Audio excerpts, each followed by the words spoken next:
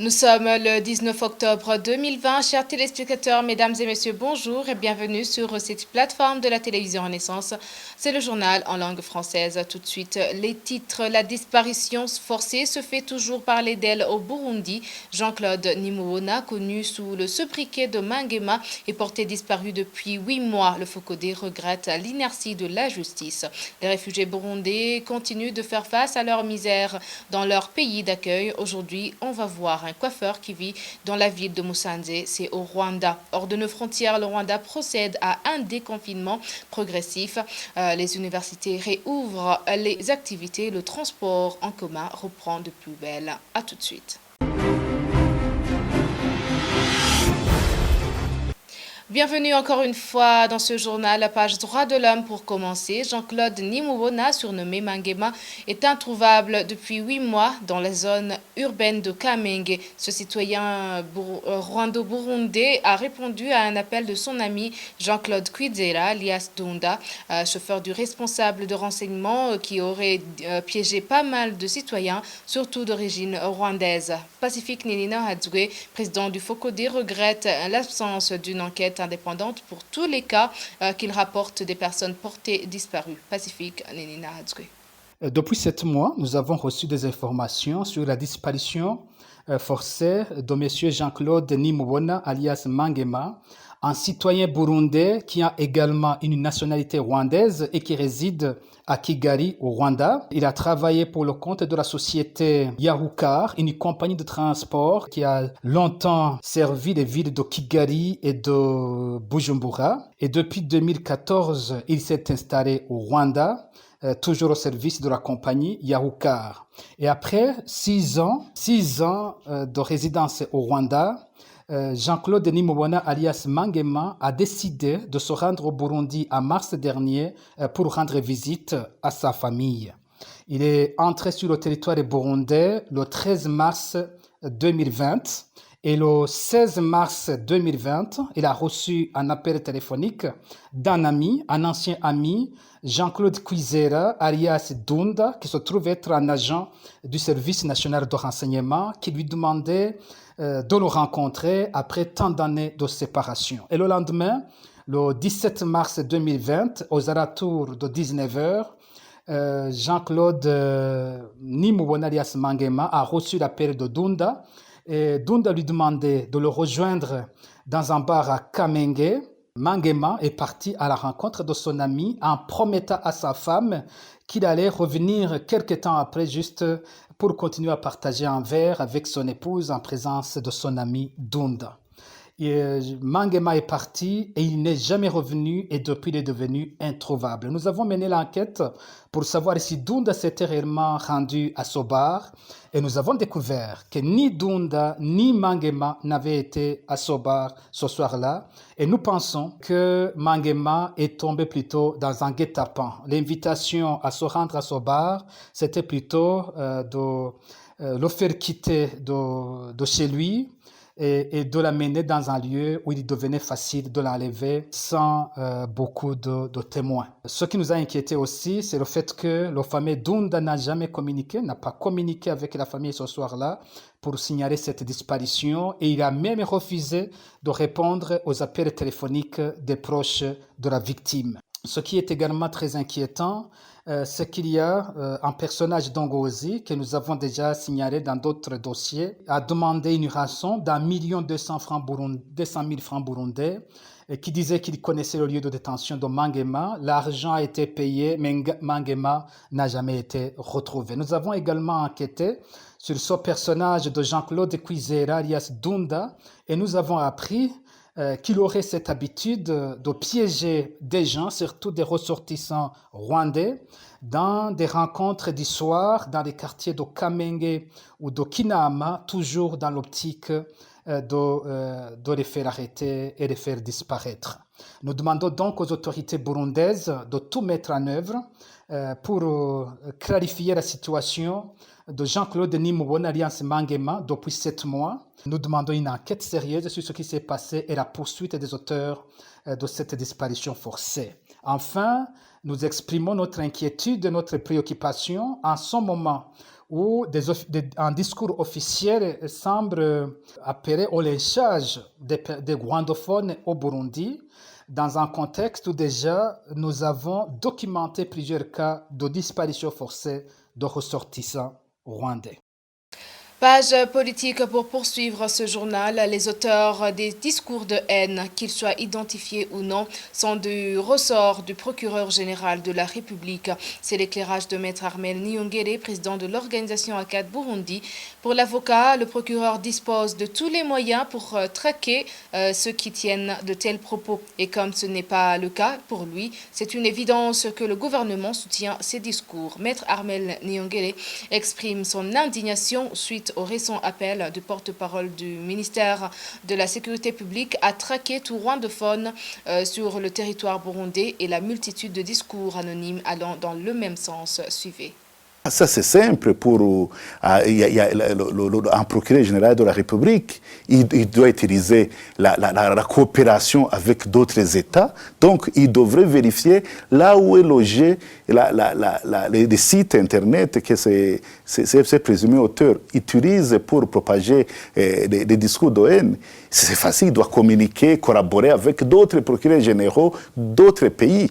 Et donc, s'ils ont vraiment la volonté de poursuivre ces auteurs, c'est facile, il y a une coopération, ils devraient passer même par la compétence universelle, la collaboration avec ses collègues des autres pays, là où loger les sites. Donc, s'ils ont vraiment la volonté, ils devraient vraiment lancer des poursuites contre ces auteurs pour qu'ils puissent montrer qui ne sont pas vraiment solidaires, qu'il n'y a pas une complicité ou un soutien pareil de l'État. Si c'est un discours prononcé par un porte-parole d'un ministère de la Sécurité et de l'Intérieur, ça montre que c'est un discours de l'État.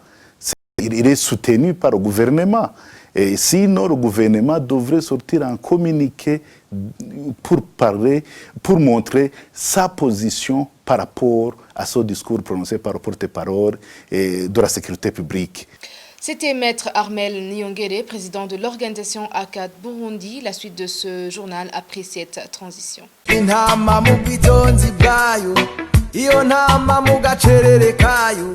Iyo ntama muko guhora kwayo, iyo ntama mukwibera mukuri, irigwirarenganywa, irigwirarenganywa. Harabaye ubwicanyi burenze, abantu baratabwe mu nzuzi. Il y a eu trop de tueries. Des gens ont été jetés dans des rivières. Des gens ont été enterrés avec des corps mutilés. C'était sous son règne. Alors, avec toutes ces personnes tuées, cet homme était-il réellement en train de travailler pour être le guide permanent? Est-ce que ceux qui lui succéderaient partiraient de ce bilan pour faire pareil? Autre chose. De sa propre bouche, il a parlé lui-même de ceux qui périront comme de la farine emportée par le vent. Il a qualifié lui-même des gens de chiens enragés. Est-ce un langage digne qui lui vaudrait ce titre dans un contexte pareil? Les Burundais qui ont tout laissé derrière eux, qui ont fui à l'étranger, qui sont malheureux dans l'exil, c'est évident qu'il a échoué quelque part. Le Burundi est le pays le plus corrompu, ça se dit partout. Il fait partie des 3 pays les plus pauvres.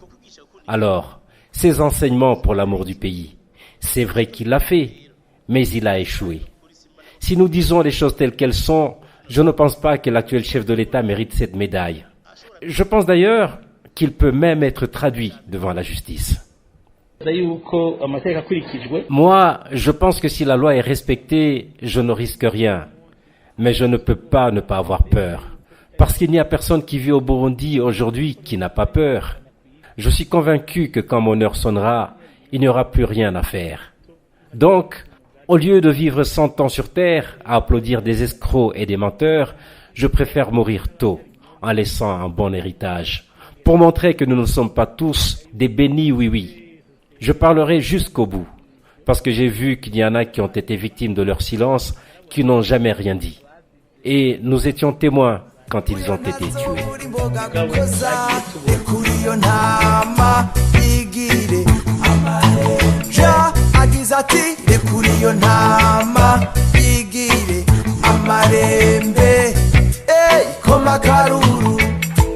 nyagazi komanga. Fabien Wanchigianino est incarcéré à la prison centrale de Mimba. Il y est enfermé depuis le 8 de ce mois. L'ancien député est poursuivi pour ses propos qu'il a tenus alors qu'il était encore membre de l'Assemblée nationale. Fabien Wanchigianino est accusé d'atteinte à la sécurité intérieure de l'État et de dénonciation calomnieuse. Et il a été arrêté le 2 octobre dernier. Pour faire face aux difficultés de la vie des réfugiés, des Burundais ont tenté de poursuivre leur métier d'avant la crise politique de 2015. La télévision Renaissance a visité un Burundais, aujourd'hui coiffeur dans la ville de Musanze. C'est dans le district de Rubavu, Rwanda. Reportage signé Bertrand Ngendakuliyo. Lui, c'est Fiston Ndikumana. Il manie une tondeuse dans un salon de coiffure mixte pour gagner sa vie dans son pays d'exil. Au Burundi, Fiston Ndikumana était déjà coiffeur. Avec les événements de 2015 au Burundi, ce jeune décide de fuir son pays.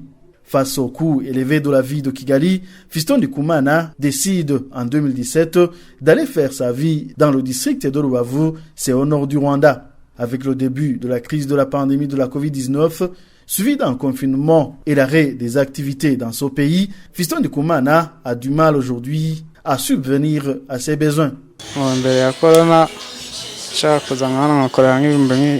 Avant la pandémie, je gagnais facilement 10 000 à 15 000 par jour.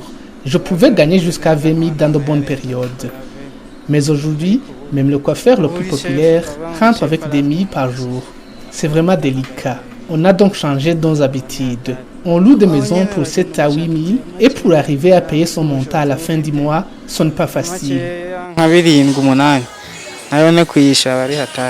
Fiston Ndikumana salue la solidarité qui caractérise les réfugiés burundais de Musanze dans cette période de la pandémie et dont il a été l'un des grands bénéficiaires. On essaie de s'entraider mutuellement. Celui qui a la chance de rentrer avec un petit quelque chose, il invite son voisin pour partager. C'est ça notre mode de vie pour le moment. Son souhait est que la paix revienne au Burundi pour qu'il puisse revivre la vie d'avant l'exil. Chez nous au Burundi, nous voyons qu'il n'y a pas de véritable paix et ça me fait mal au cœur. Mon plus grand souhait est que la paix revienne et puissions rentrer et continuer la vie dans nos familles. Mais en attendant, Fiston Ndikumana est un jeune homme ambitieux. Il espère un jour réunir un capital pour se mettre à son propre compte. Merci beaucoup Bertrand Ngendakuliyo. Le Rwanda prend progressivement des mesures de déconfinement. Les étudiants commencent à regagner petit à petit différents campus universitaires et le transport en commun a repris à 100%. La télévision Renaissance a visité quelques-unes de ces universités comme l'université UTB. Les étudiants se réjouissent de ces nouvelles mesures de déconfinement. Reportage avec Rodrigue Ndikungam. Nous sommes à l'université UTB, University of Tourism, Technology and Business, l'une des universités qui a été autorisée par le ministère de l'Éducation de commencer ses activités pour que les étudiants reprennent leurs cours après 7 mois d'arrêt à cause de la pandémie du Covid-19. Umutesi Liliane, vice-lecteur de l'université UTB, nous dit pourquoi cette université a été choisie pour reprendre ses activités. Urwego rw'igihugu rushinzwe uburezi ku rwego rwa kaminuza hari byari byashyizweho bizagenderwaho kugira ngo Le ministère de l'Éducation en charge des universités a mis des mesures qu'on a mis en place pour que les universités puissent commencer. C'était notre priorité. Il s'agissait des mesures de se protéger contre le coronavirus. Autre chose, on avait voulu mettre en place un système nous permettant d'étudier en ligne. L'université UTB avait mis en place tout cela pour remplir les mesures que le ministère de l'Éducation demande. Après leur visite, pour s'assurer qu'on a tout ce qu'il faut, on a été choisi pour commencer nos activités. On avait mis en place tout équipement, sauf les communiqués et les désinfectants. Pendant le confinement, nos étudiants n'ont pas resté les bras croisés. Par contre, ils étudiaient. La semaine dernière, on a découvert beaucoup de choses. La première chose est que les gens avaient envie de retourner à l'école, que ce soit les étudiants, les professeurs ou les directeurs. Ils voulaient vraiment reprendre les études comme avant. En regardant les préparations qu'on avait faites, c'était une semaine vraiment facile. Parce que porter des masques, c'est simple. Et autre chose, nos étudiants comprennent des mesures de se protéger, comme vous l'avez vu. Et la distanciation sociale est vraiment respectée. Abantu uburyo bwo kwirinda barabwumva wenda mwabibonye ubwo mwinjiraga abanyeshuri niba binjiye bakerekwaho gukaraba nta muntu uvuga uti singenda ntakarabye kandi n'agapfukamunwa bakakambara kandi n'iby'intera ukabona koko byubahirizwa. Et cette étudiante, elle est en deuxième candidature, salue la reprise des cours comme ça faisait 7 mois qu'elle était chez elle.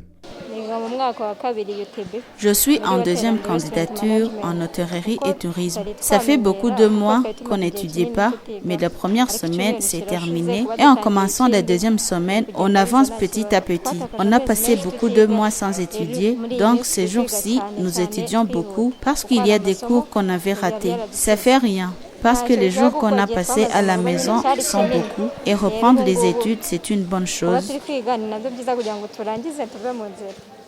Et ici, c'est dans la gare de Remera.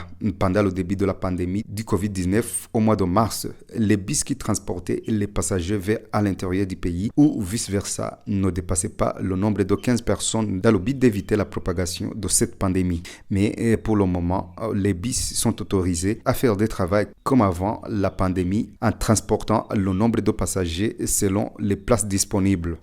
Anissé Murikiumukiza est un commerçant de l'intérieur du pays, mais qui s'approvisionne à Kigali, se réjouit de la mesure prise par le gouvernement de faire un déconfinement progressif dans le transport en commun, car ça diminue le fil indien qu'il passait dans la gare. Je fais des voyages en dehors de Kigali le plus souvent. Je fais le commerce de certains produits et je fais des mouvements aller-retour. Cette décision d'alléger certaines mesures de déconfinement a aidé certains gens dans leurs activités qui avaient été bloquées à cause du Covid-19. Merci beaucoup à toi aussi, Rodrigue Ndikungami. Et pour clore ce journal, les 4 journalistes du groupe de presse Iwachu totalisent aujourd'hui 364 jours d'incarcération. La cour d'appel de Nahangwa a décidé de leur maintien en prison vendredi 5 juin 2020. Ils ont été condamnés le 30 janvier à 2 ans et demi de prison et une amende d'1 million chacun par le tribunal de grande instance de Bubanza. Christine Kamikadi, Agnès Ndirubusa, Terence Modzendi et Gilles Harerimana ont été arrêtés à Musigati en date du 22 octobre 2019 et sont accusés de tentative d'atteinte à la sécurité intérieure de l'État. Eh bien, c'est par ici que prend fin ce journal. Merci de nous avoir suivis. À la prochaine édition.